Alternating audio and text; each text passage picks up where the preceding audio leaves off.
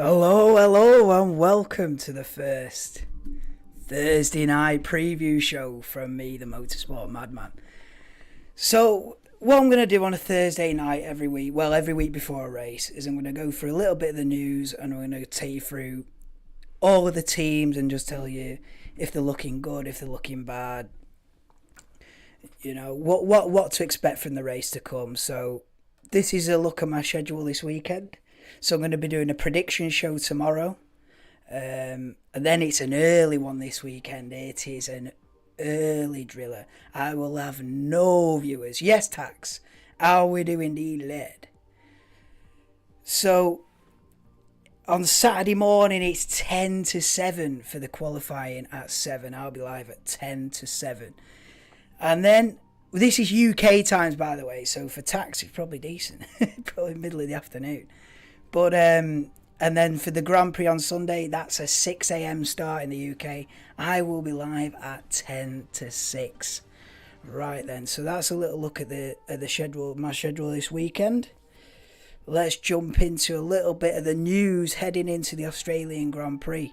Now, the first thing, the most important thing, is they've made big changes to the circuit. The last time we raced here was, I think, 2019, and in those couple of years that they've had off, they've made some big changes. They've completely got rid of the turn 9 and 10 chicane, and that is just a flat out section. You are flat out from virtually the exit of turn 6 all the way to the fast, all the way through to the flipping turn 13, which will now be turn 11.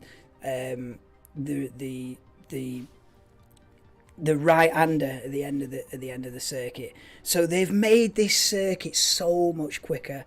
They've widened the apex at turn 1 and turn 6.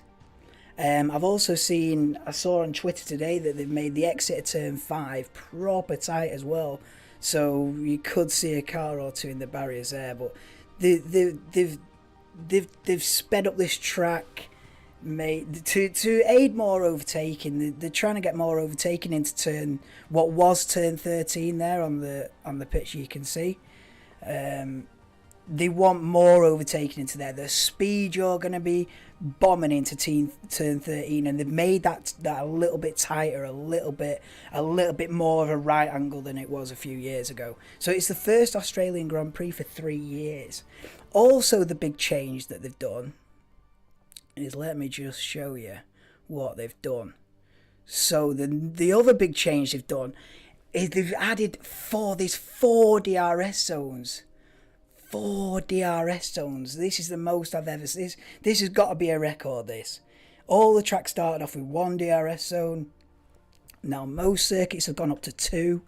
I think I've seen 3, maybe one or once or twice. But I've never seen a circuit with 4 DRS zones.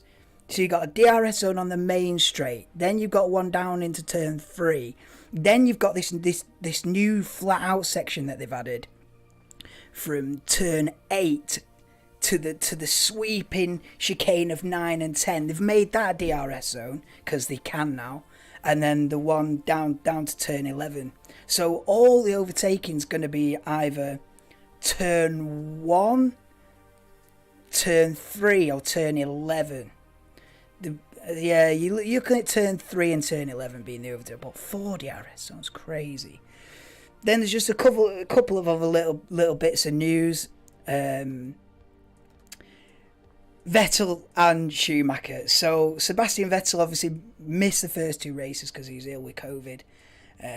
So he's back in the car. So Nico Hülkenberg back on the sidelines. Sebastian Vettel, after missing the first 2 races, he's back in. So he'll be keen to get up and running.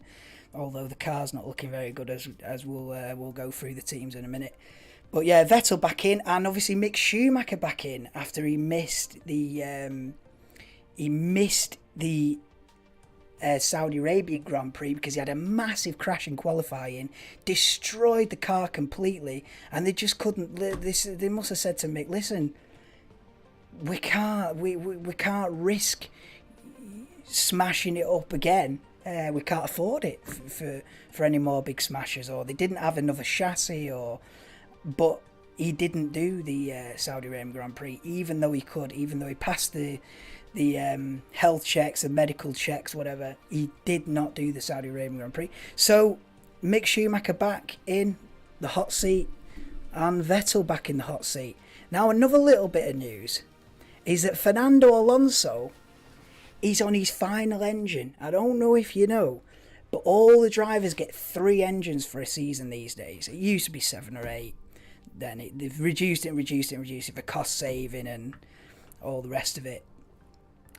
So every driver is allocated 3 engines for a season. Alonso's already on his 3rd engine in 3 races.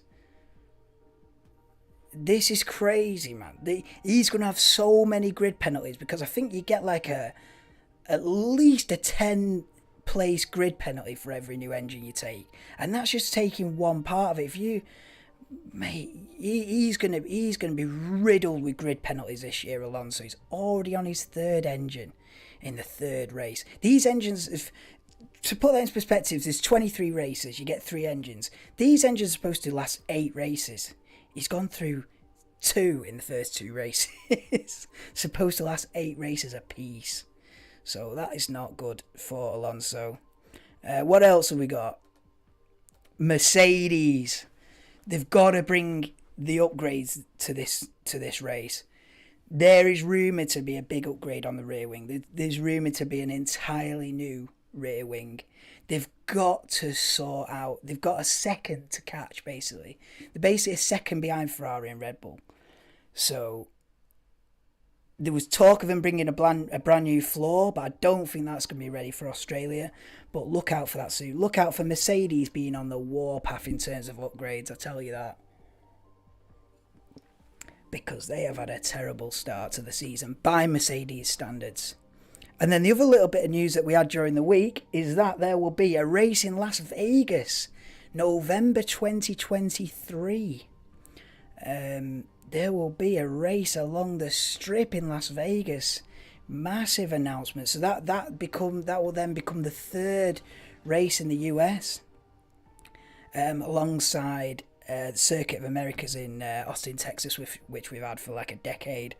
And then obviously this year, there's going to be a Miami Grand Prix. I think it's in about a month's time. I don't think it's...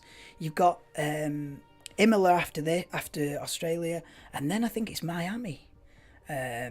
So Miami this year, and then Vegas becomes the 3rd US race on the calendar. Big news. This is a look at the layout of it.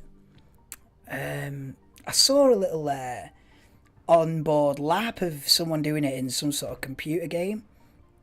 And mate, that looks rapid. That straight that goes all along the Las Vegas Strip, it's like 2.5 kilometers or something. It's crazy, man. They're going to be absolute VMAX flat out by the end of that straight. That is literally... I think it's the longest straight in Formula 1. I don't know if Baku might be longer, but... Mate, a race... And it's going to be on Saturday night as well. Saturday night race. The first time I've ever known a Saturday night race. I'll tell you that. So that's just a little bits and bobs of news. So let's get into a bit of a preview ahead of the Australian Grand Prix now. We're just going to go through... it sounds like I've got a mad echo on here, but I don't know. I'll probably watch it back. I'll probably have the maddest echo ever. Yeah. Let me know if it's echoing like mad, because I feel like it is. I'll watch it back and I'll cringe like a motherfucker. Right.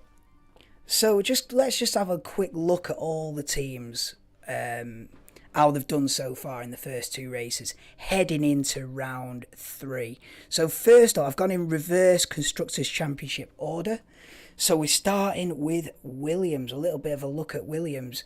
So we've got the results of the first 2 races. So Albon had a 13th and a DNF. No echo. That's good to hear, Tax. That's good. Sounds like I've got an echo, but no, we're all right, are we? Yeah, so just a little bit of a run through. So Williams not had the best start. They are obviously bottom of the constructors' championship as it stands, but it's early days. It's early days. Obviously Latifi's had a horrible start to the season, crashing in qualifying and in the race in Saudi Arabia. Alex Albon as well. I think he crashed into. I think he had contact with Lance Stroll in Saudi Arabia, so it was a double DNF for Williams in Saudi Arabia. Not an ideal start to the season. Albon did pick up 13th in Bahrain, but other than that, not a lot to talk about Williams. But I was hoping that they would be a bit stronger this season than they're looking.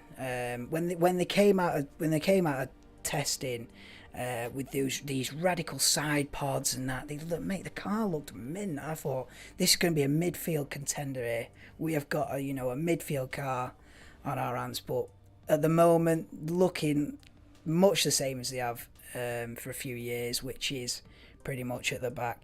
Now let's move on to Aston Martin now. Aston Martin. This was supposed to be a big year for Aston Martin, wasn't it?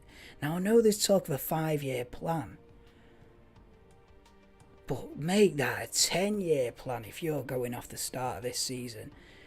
I've said it before in the watch along a few weeks ago. When I saw this car launch in February, I thought this looks mint. I thought this looks like a championship contending car. That's what I thought when it got launched. I thought this looks a championship contending car. They're going with a high nose concept to get the air underneath to the floor. I thought this is genius. Nah, mate. They've had an horrendous start to the season. Think where they were a couple of years ago as Racing Point. They were winning Grand Prix. They were getting podiums as Racing Point. They've become Aston Martin. They've got all the money. They've got all the resources. And they've had a big reset this year with the rules. And they've gone backwards. And in a minute, I'm about to move on to another team that's gone massively backwards. But yeah, obviously Vettel hasn't started the first two races, so obviously he's not got any points. Sits last in the championship at the minute. Lance Stroll's had a 12th and a 13th, pretty anonymous. I think he did have contact with Alex Albon. Probably had to do an extra pit stop or something, but pretty anonymous start so far for Aston Martin. Hopefully Vettel can get off the ground running in Australia, but I'm not too confident about that. But yeah, they'll just be open to pick up a point or two if they can, but good luck to him. Let's move on now to McLaren. Now, McLaren are probably the biggest disappointment of the season for me so far. It's early days, but these guys, mate. McLaren have been on a great upward trajectory since about 20. I mean, they were, when they switched to Honda engines in 2015, it was an absolute embarrassment. 2015 and 16, or was it 4? No, 15 and 16 was an embarrassment. And then from 2017, they made a little bit of progress. 2018, a little bit better. 2019, a bit better. 20, brilliant. 21, brilliant. Lando Norris should have won the Russian Grand Prix last year. I think he had virtually a pole position in Imola. I think his lap time was deleted, but they were rapid last year, McLaren. You know, Norris should have won a race. Ricciardo did win a race. They got a 1-2. Mate, popping off. The big reset. This was McLaren's chance to step up with the big boys. It was McLaren's chance to step up to Mercedes level, to Red Bull level, to now what we see Ferrari are doing, to that level, fighting for championships. That's what they'd have been thinking coming into the season. It's been horrible. It's been horrible since the second test in Bahrain. Brakes on fire, can only do 5-lap stints. And it looks like they've nursed the car through the first two races. Now they need a fix on this overheating brake situation. They need a quick fix. And you know what? I don't think that's the only issue with this car. I don't think they sort out the brake cooling issue and it's rapid. I think they've got more. I think they've got downforce to find. I think they've got balance issues. I just think it's been a bit of a mess. Having said that, Lando Norris, looking at his results there, round 1, 15th, horrible. But round 2 in Saudi Arabia, P7. P7. So not too bad from young Lando Norris in Saudi Arabia. A glimmer of light for McLaren, perhaps. A glimmer of light. But Daniel Ricciardo, nightmare. 14th in Bahrain. And a DNF, a did not finish. After he had an engine problem, or he conked out in the pit lane, didn't he, with Alonso? Not a good start to the season, but it is now Daniel Ricciardo's home Grand Prix. What can he do at his home Grand Prix? He's going to be hoping to scrape a point, I tell you now. Daniel Ricciardo will take 10th place now. He'll take a point, I tell you now. Because they're really struggling, man. They're really struggling. It was supposed to be a big year for them, but biggest disappointment, I'd say. Moving on now to AlphaTauri, Pierre Gasly, and Yuki Tsunoda. So what have we got? What have we got in the first 2 races? I feel like these guys have been pretty anonymous in the middle of the pack. I'm struggling to remember a moment where I've sort of gone, Gasly, get in, or yes, Tsunoda. Now, looking at round 1 there, yes, Gasly did have an engine fire. His engine caught on fire in Bahrain. I do remember that now. Yeah, 3 of the Red Bull cars failed to finish in Bahrain.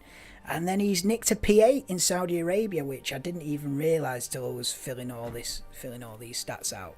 Puts him 12th in the championship for now. 4 points apiece. Yuki Tsunoda has had virtually the opposite, so he's nicked an 8th place in Bahrain. And then I don't think he even started the race in Saudi Arabia, actually. I don't even think he started the race. I don't know what was up with him, but he broke down on the reconnaissance lap to the grid. He broke down before the race started, did Yuki Tsunoda in Saudi Arabia. So they'll be looking to get properly off the ground. They've both got 4 points each. They'll be looking to add a bunch more points to that this weekend in Australia. Let's now head to Haas. They have had a phenomenal start to the season. Why are we on Alfa Romeo? Hang on a minute. Oh, it's Alfa Romeo next, not Haas. It's Haas next. Haas after this. But Alfa Romeo had a pretty phenomenal start to the season as well. Bottas finishing 6th in Bahrain. A fantastic result. Who'd have thought that after Bottas was forced out of Mercedes, goes to Alfa Romeo, you're thinking, yeah, mate, you're going to spend the rest of your career fighting for P16. No, mate. Alfa Romeo have made the most out of this reset. The 3 teams that have made the most out of this reset in the rules for 2022 is Alfa Romeo, Haas and Ferrari. They're the 3 big improvers. You know, Bottas is fighting top 6, top 5.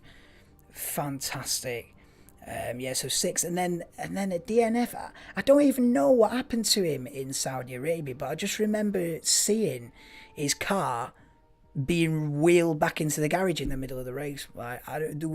I've not heard any explanation for what happened to Bottas, but he didn't finish the second race.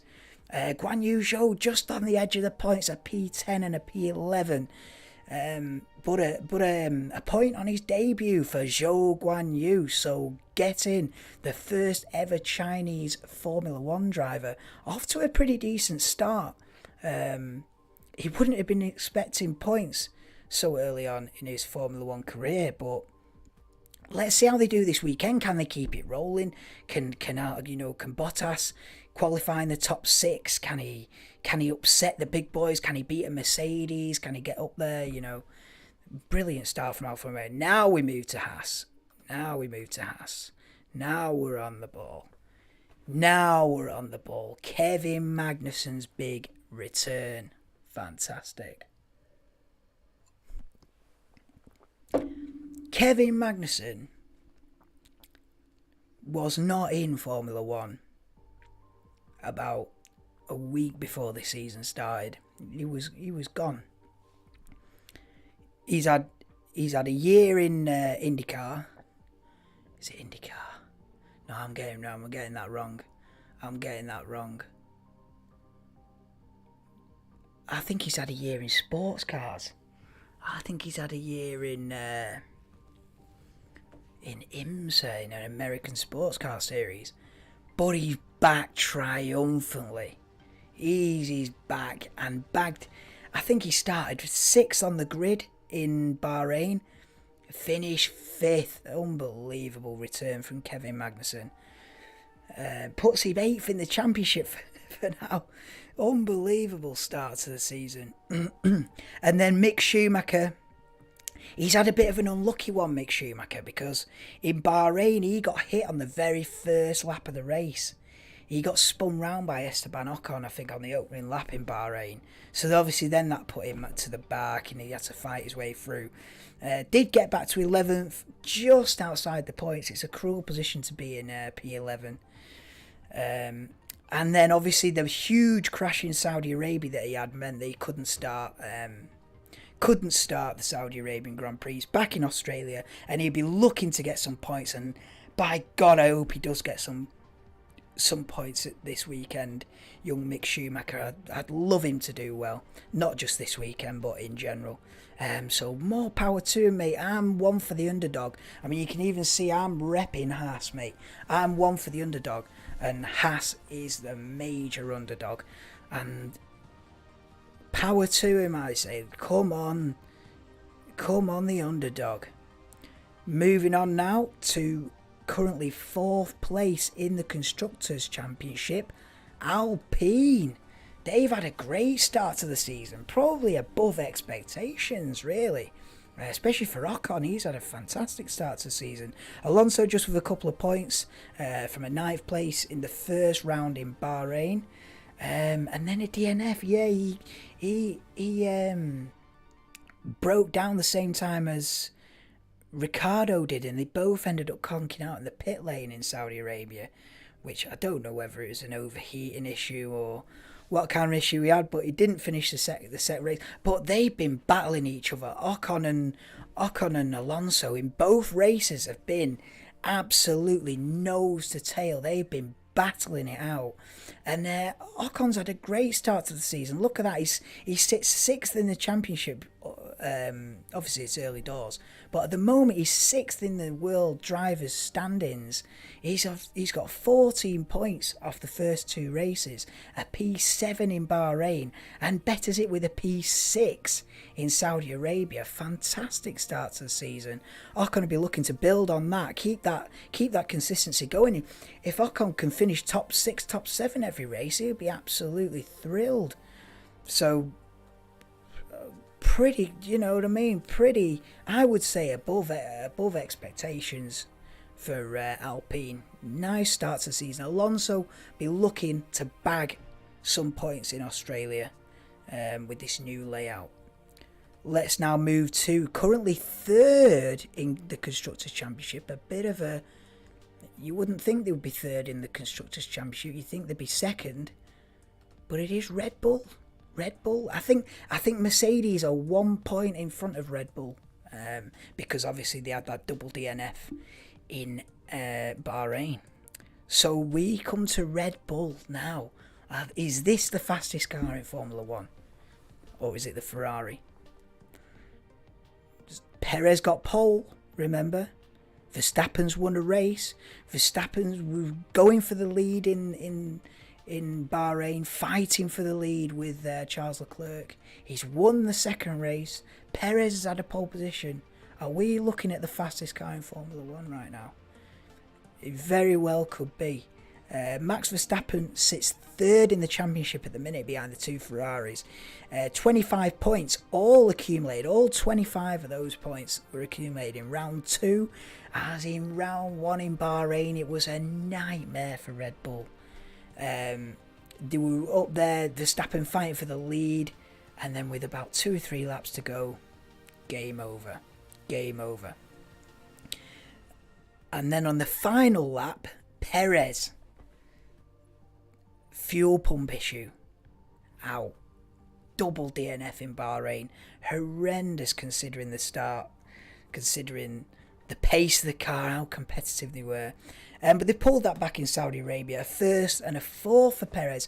Perez will be disappointed with getting fourth at Saudi Arabia, because he was on pole position. I think he was a bit unlucky with the safety car, got jumped by a Ferrari or two, and slumped back down to fourth. So he'll be looking to win the Australian Grand Prix. Listen, this is a quick car, man. And can Verstappen make it back-to-back wins after his first win of the season at the Saudi Arabian Grand Prix, after a fantastic battle with Charles Leclerc in the closing stages. Those last 8 laps in Saudi Arabia were fantastic. So can he win the Australian Grand Prix? We now go to second in the Constructors' Championship, Mercedes. They've got to find some pace or they're going to be left behind rapid. They are going to be left behind so fast. Now, like I said in the news segment, these guys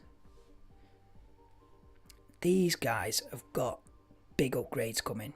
Whether they come this weekend, next weekend, or the race after that, they've got big upgrades coming. They'll be working flat out behind the scenes at Mercedes.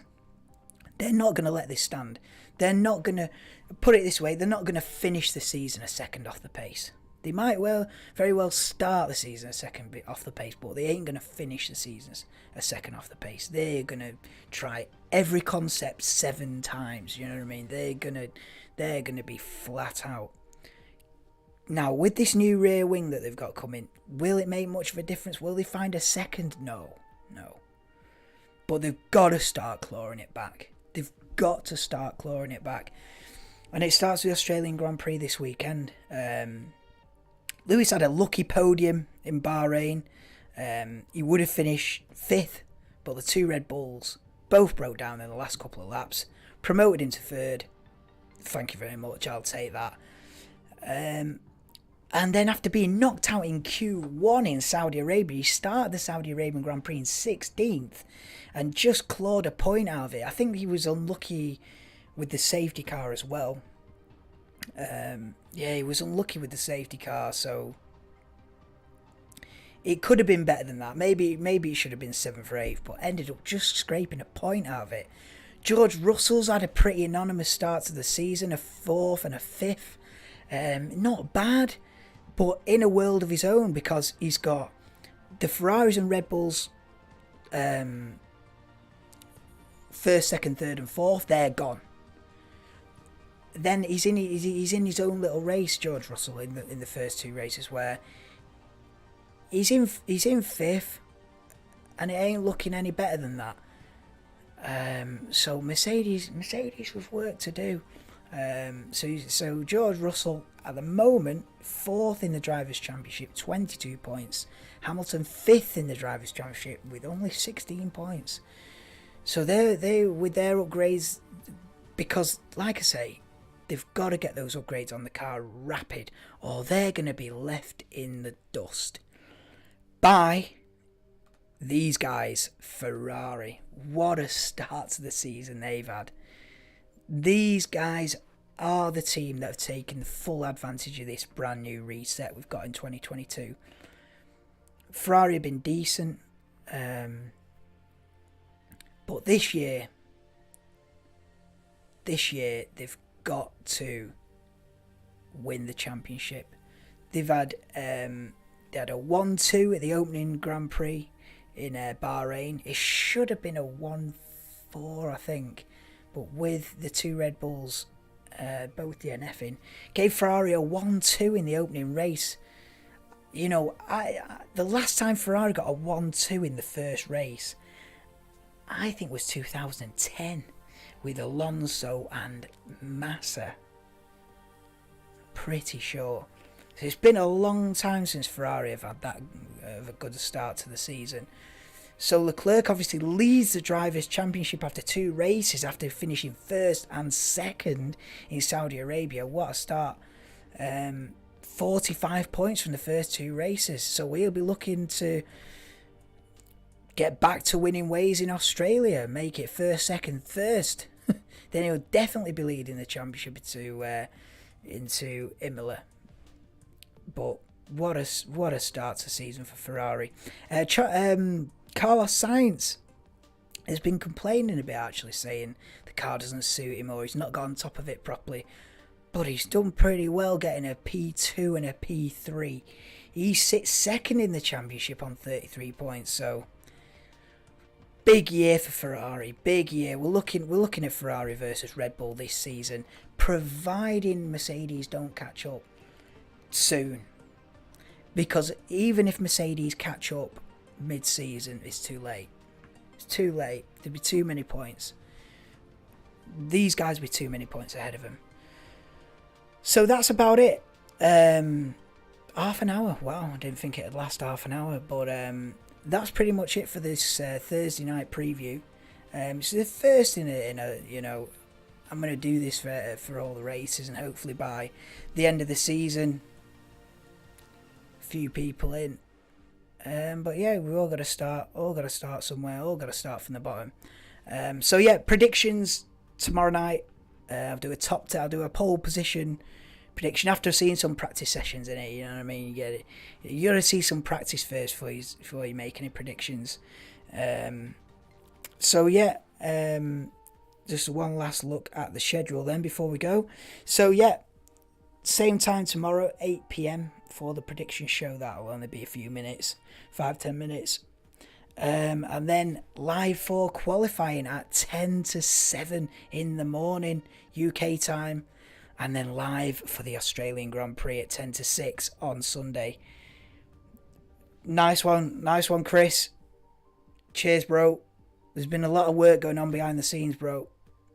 You know, got to move up in the game. I might have 50 subs, but I don't look like a 50 sub channel now, do I? I might have 50 subs, but I don't look like a 50 sub channel. So there's only one way we're going in it, Chris, and that is up, up, up. There's only one way I'm going, and that is to the moon on this driller. But we all start from ground zero. I'm on ground zero. That's it from me for now. Join me tomorrow. And for the rest of the weekend, it's Australian Grand Prix weekend. First time in 3 years we've got Australian Grand Prix. Yes, up all the way. Get in. See you tomorrow. Bye for now. Peace.